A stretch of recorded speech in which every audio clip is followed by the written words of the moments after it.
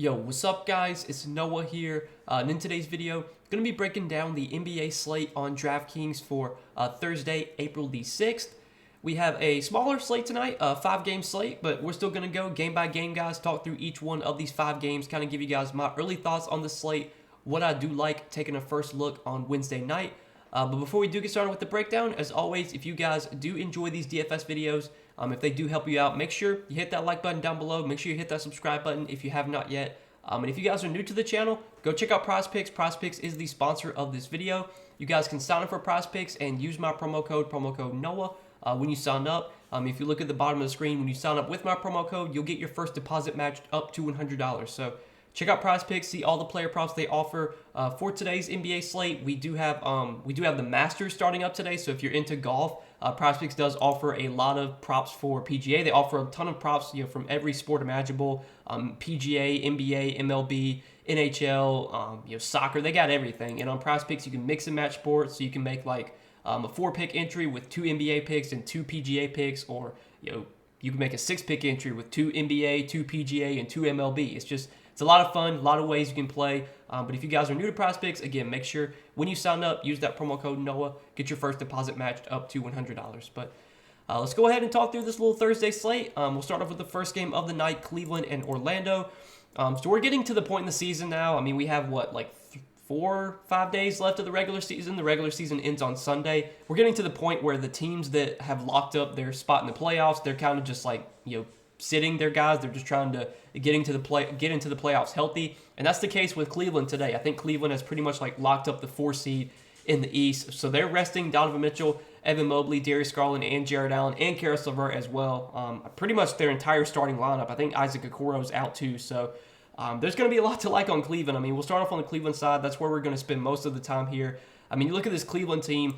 It's just all value here. The most expensive player on DraftKings is Dean Wade, and he's $3,800. So we're going to be loading up on Cleveland. I think they have 10 available players here. If I remember this correctly, I think they have 10 available players. Dean Wade, Lamar Stevens, Jetty Osman, Rubio, Robin Lopez, Merle, Mobley, Isaiah Mobley, I'm pretty sure his name is. That's Evan Mobley's brother. Danny Green, Raul Neto, and Diakite. So, they have 10 available players for Cleveland. I have no idea what the starting lineup will be. I'm guessing it'll be Dean Wade, Lamar Stevens, and then either Diakite or Robin Lopez will start at center. And then I'm guessing you'll see Ricky Rubio start at point guard. Could be Raul Neto. I think Jetty Osman will start too. Just talking about the plays that look the best here, I think we really want to be targeting the guys that can soak up usage, that are going to be good point per minute players. And I think that's going to be Jetty Osman. I think that's going to be Ricky Rubio. Those are definitely my 2 favorite plays on Cleveland, Rubio and Osman. These are the 2 guys that I expect to have kind of the biggest offensive role. I expect their minutes to be pretty good here. Rubio's not been playing a ton of minutes this season, just kind of off the bench. But Rubio throughout his career has always been a really good per minute producer. If he can even play 25 minutes here at 3,100, he's going to look like a really good value. I made Rubio the thumbnail for today's video, so really like Osman, really like Rubio. If Robin Lopez starts a center, I think Robin Lopez is a pretty good value at 3K. He's a guy that can produce when he does get minutes, so I'm interested in him. Dean Wade, Lamar Stevens, if they wind up starting, I think they're going to be pretty good values. I mean, there's going to be a lot of value to go to here from Cleveland. I would say my least favorite plays on Cleveland are probably Danny Green, I'm not very interested in. Sam Merrill, I'm not very interested in. Isaiah Mobley, I don't know much about Isaiah Mobley. Again, he's Evan Mobley's brother. I don't know if he's a good permanent guy. I doubt he plays a ton. I don't think he's going to start either. So he's probably not super appealing. But I think Neto, Rubio, whoever starts between the 2 is in play. Even if Rubio comes off the bench, I think he's still a pretty good value. I think Jetty Osman's my favorite play from Cleveland. Then I think Lamar Stevens, Dean Wade both look pretty solid. And whoever starts at center between Diakite and Robin Lopez, I think is going to be a pretty good value too. So there's just going to be a ton of value to go to here from Cleveland. You're going to have to roster at least a couple Cleveland guys today, if not maybe 3, 4 Cavs. I mean, again, their most expensive player is $3,800, so these guys are just going to have to put up points. In an NBA game, even though this Cleveland team is shorthanded, they're still going to put up probably 90, 100 points here, and somebody's got to put the ball in the basket. So a lot of value from Cleveland. I think for the most part, we kind of broke it down who my favorite values are. Now, on the Orlando side, it's not as appealing with Orlando, so Orlando's pretty much fully healthy right now. They have nothing to play for, but they've had nothing to play for a while. We can expect them to treat this like any normal game. The matchup against Cleveland, I don't think is going to be nearly as bad as we would think, just because obviously Cleveland is missing their entire starting lineup, so their defense is probably going to be much worse. So I don't mind this spot for like Paulo Banchero and Markelle Fultz. If I was going to play anyone on Orlando, I think those would be the two guys I would look to first, just because I think they offer the most upside. And again, as long as this game is competitive, I think you're getting pretty big minutes from Banchero, from Fultz. So they're fine GBP plays. Nothing else, though, looks super great from Orlando. I think those are definitely the two guys I like most here. Obviously, the Cleveland side of this game is where a lot of our attention is going to be at. But let's move on to the next game, Miami and Philadelphia. So this is a really interesting one. I don't know if these teams have anything to play for right now. I think Philadelphia might have the 3 seed locked up. I think Miami is going to be in the play-in tournament. Where they're seeded at, we don't know yet. I guess we just have to assume that everyone's going to play here, but keep an eye out for like guys getting ruled out, guys getting rested. We're going to see that happen a lot. The rest of the season, we saw Giannis was probable for Wednesday's game, and he got ruled out. Tatum got ruled out on the back-to-back. So a lot of teams are just going to sit guys right now. We'll have to wait and see who's available here. But if Philadelphia has everyone available, I don't see a ton that I love here. It's not the greatest matchup against Miami. Miami's defense hasn't been as good lately. I think Joel Embiid is still he's always a fine pay-up option, no matter what the matchup is, no matter who he's going up against. Embiid is just playing at an elite level right now. He's been crushing every night. He clearly wants to win MVP. He's going out there trying to make a statement. Again, the matchup's really tough against Miami. Again, Miami's a really good defensive team against centers, but I think Embiid is a fine pay-up option, and obviously there's going to be a lot of value to go to on this slate. The rest of Philadelphia, though, I don't have a ton of interest in. I do want to mention that Tyrese Maxey is questionable for this game, so if Maxey does get ruled out, I think that makes James Harden look a little bit more appealing. It makes Tobias Harris look a little bit more appealing. D'Anthony Melton, if he were to play, would be viable, but there's not a ton that I'm loving on Philadelphia today. And then on the Miami side, news to keep an eye on here is Bam Adebayo's status. So Bam Adebayo is questionable for this game.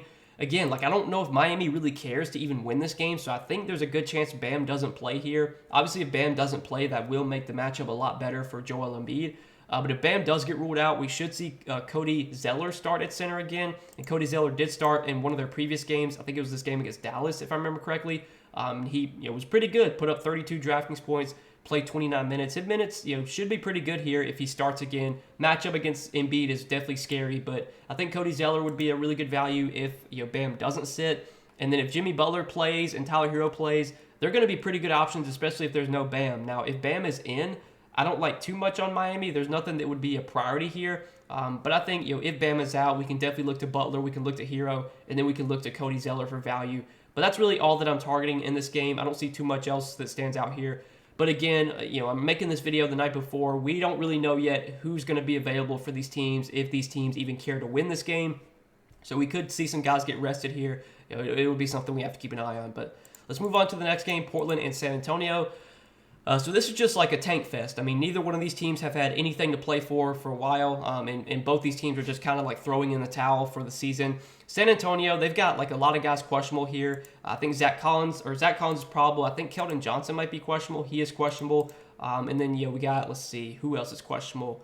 I think that's it for the most part for all the meaningful guys.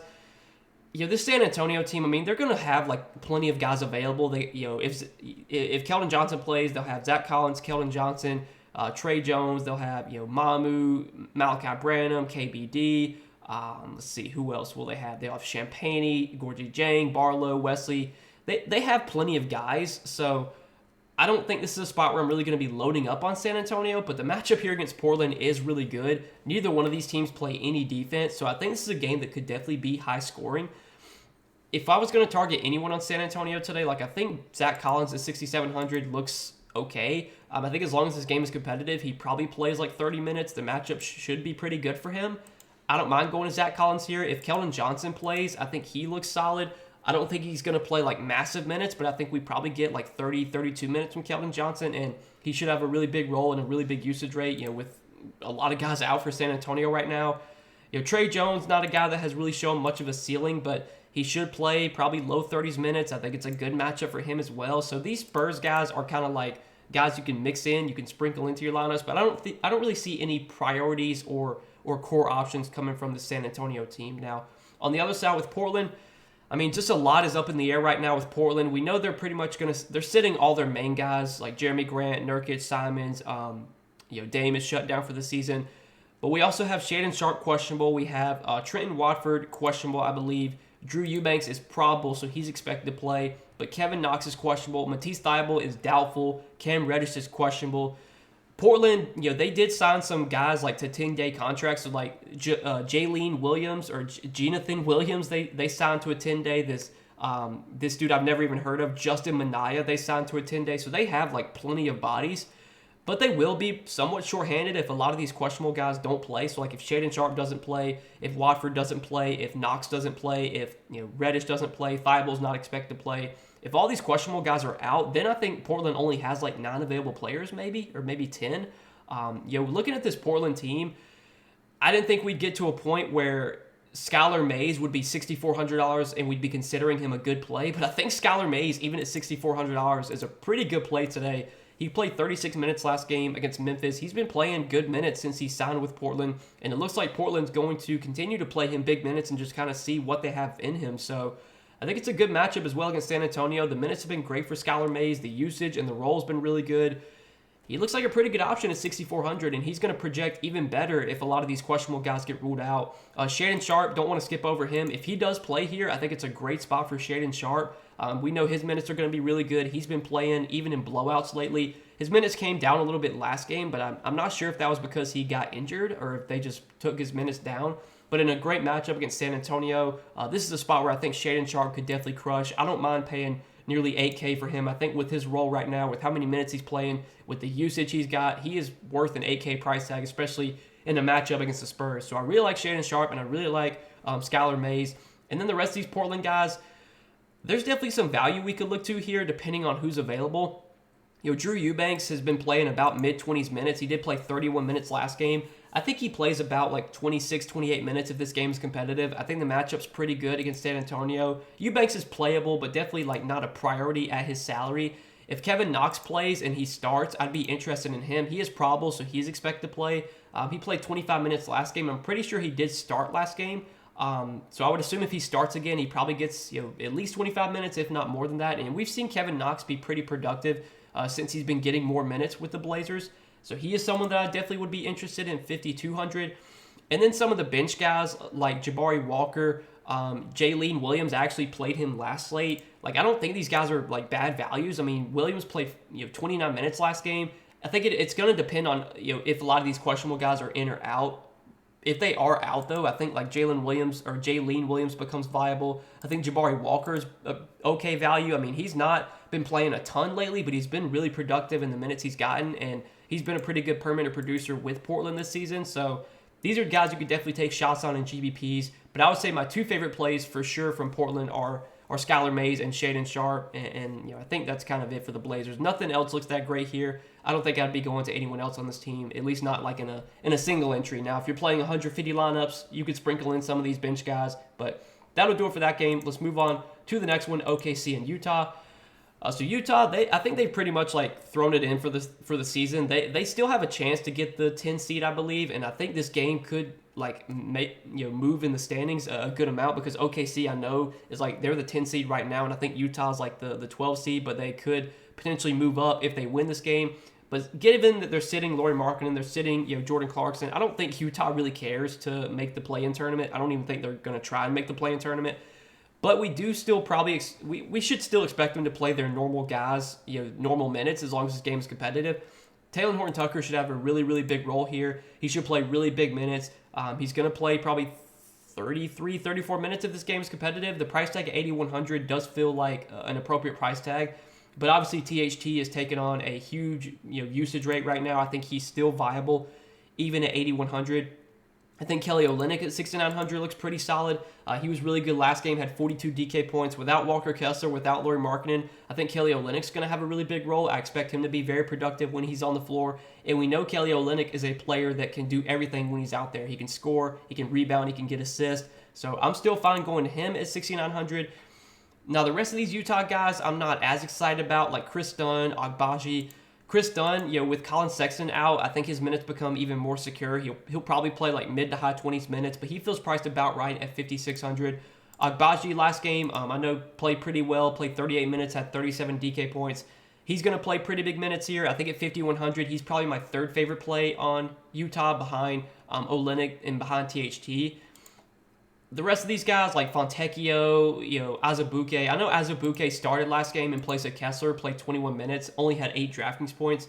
Matchup here against OKC is pretty good. We've seen OKC be a very bad defensive team against centers. They've been giving to the center position. But, Azubuike doesn't seem like they really want to play him big minutes right now. They're going to play Kelly Olynyk at center a lot, so I'm not super interested in Azubuike, even though he probably will start again. That's really it for Utah. I think we kind of talked about everything here, so let's talk about the other side of this game now with OKC. And OKC is one of the few teams on this slate that does have something to play for. OKC needs to win games right now if they want to lock in their the 10 seed and potentially make the play-in tournament. So I think OKC is going to treat this game like a normal game, and I think as long as this game is competitive, we're going to get big minutes from SGA. Last game, SGA played 34 minutes against Golden State. I think he might have lost some minutes because of foul trouble. But, the games before that, 38, 38, 35, 36 minutes. That's what we should get from SGA tonight. The matchup against Utah is great. I think SGA looks like one of the best pay-up options, if not the best pay-up option on this slate, just because we know we're getting big minutes from him, and we know that OKC wants to win this game, which is something we can't really say for a lot of other guys on this slate. So definitely like SGA here. The rest of OKC, though, where they're priced at, Giddey, Jalen Williams, Lou Dort, none of these other guys look super appealing. If I was going to play anyone on the Thunder, it's for sure going to be SGA. So that'll do it for that game. Let's move on to the last game of the night, Denver and Phoenix. If both these teams were fully healthy and both these teams had something to play for, I think this will be a really fun game, but we don't really know who's going to be available here on Phoenix. I think Phoenix maybe still has something to play for, but I'm not 100% sure. I think they might have locked up the 4 seed already, or maybe they could drop down to the 5 seed. I assume Phoenix is going to treat this like a normal game and play their guys their normal minutes. So as long as this game is competitive, I'm guessing we get like 35, 36 minutes from Devin Booker, from Kevin Durant, Chris Paul, and DeAndre Ayton. They'll probably play like low 30s. Given the pricing on Phoenix, I think my favorite play here is probably Kevin Durant. 9,300, this is too cheap a price tag for a fully healthy KD. I know KD was disappointing last game against San Antonio, but he's a guy that we have a long track record of being a great per-minute producer. Since he's been with the Suns, he's been pretty productive in the games that he has played. I know Devin Booker has outperformed him in some of these games lately. Devin Booker had a much better game than KD last game. But if I had to bank on someone being, who's going to score more fantasy points between Booker and KD on a nightly basis, I'm probably going to side with KD most nights. So between those two, I do prefer KD here. The rest of Phoenix, though, I don't have a ton of interest in. Paul at 7,400 feels priced where he should be. DeAndre Ayton has just not been that good in the games he's played with KD. His usage has been way down, so I'm not super interested in Ayton. Nothing else on Phoenix looks that great, to be honest with you. And then on the Denver side, Denver right now, I think they've pretty much locked up the 1 seed in the West. I don't think they really have anything to play for, and we're seeing them be really cautious with Nikola Jokic. Now, Nikola Jokic did play last game against Houston, but he only played 25 minutes. I think Denver, they're just going to try and get into the playoffs fully healthy, and they're going to do whatever they can to make sure Jokic doesn't get injured. So I think there's a pretty good chance Jokic doesn't play tonight. If Jokic does play, will he get 36 minutes? I don't know. They might only play Jokic 28, 30 minutes. So it's a really tricky situation. Because it's only a 5-game slate, if Jokic is available, I still think he's a viable pay-up option. But I feel a lot better about SGA because SGA has something to play for, and we know that SGA is going to get big minutes, whereas Jokic, I don't know if we can really say that. But I still think Jokic is okay. He's an okay option. Nothing else on Denver looks super appealing, though, if Jokic is in. Now, if Jokic is out, if Jamal Murray's out, because Jamal Murray's also questionable for this game, so if Jokic and Murray are both out, then I think Aaron Gordon looks okay at 7,200. Not a priority, though. Bruce Brown would look solid at 6,300, but not a priority. Michael Porter Jr. would look solid, but not a priority. I don't think there'd be any standout options coming from Denver. And really, this game in general is, not super appealing. I think, this slate, looking at this slate the night before, you're going to be loading up on Cleveland. Feels like you're going to be playing a lot of Portland and San Antonio. The OKC-Utah game is a game that I like. This is one that I don't have a ton of interest in. Maybe we'll see some guys get ruled out here. Maybe that'll open up some value in some other plays. But there's not a ton that I love on Denver here. I think that's it, guys. I think that's it for this little 5-game Thursday slate. So I hope you guys enjoyed this video. As always, I appreciate you guys watching. Make sure if you enjoyed this video, you hit that like button down below. Make sure you hit that subscribe button if you have not yet. And go check out PrizePicks. Again, PrizePicks is the sponsor of this video. You guys can sign up for PrizePicks and use my promo code NOAH. When you sign up, you'll get your first deposit matched up to $100 when you sign up with my promo code. Check out PrizePicks if you have not yet. And again, make sure to use that code when you do sign up. But that's all I got for tonight, guys. I wish you the best of luck on this 5-game slate. Hope you guys all win some money tonight, and we'll see you guys in the next video. Peace.